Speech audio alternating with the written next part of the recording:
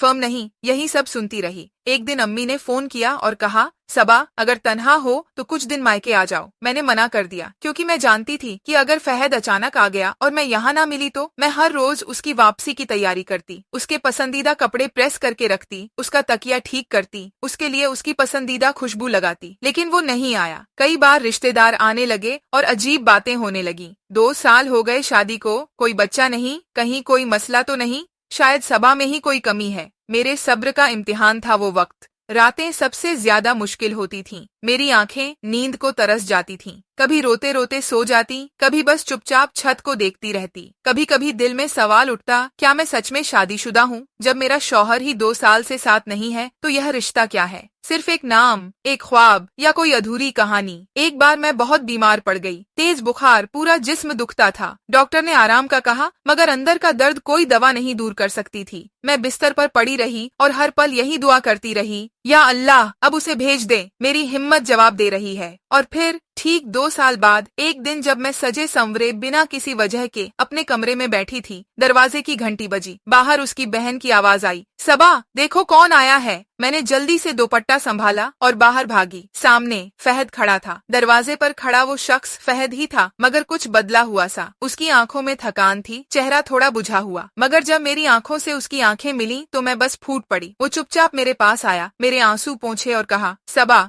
मुझे माफ कर दो। 2 साल बहुत लंबे थे, तुम्हारे लिए भी और मेरे लिए भी, मगर अब मैं वापस आ गया हूँ, हमेशा के लिए। उसकी आवाज में अब वह सुकून था जो सिर्फ किसी सच्चे लौटे हुए का हो सकता है। उस रात मैं पहली बार महसूस कर रही थी कि मैं वाकई किसी की बीवी हूँ।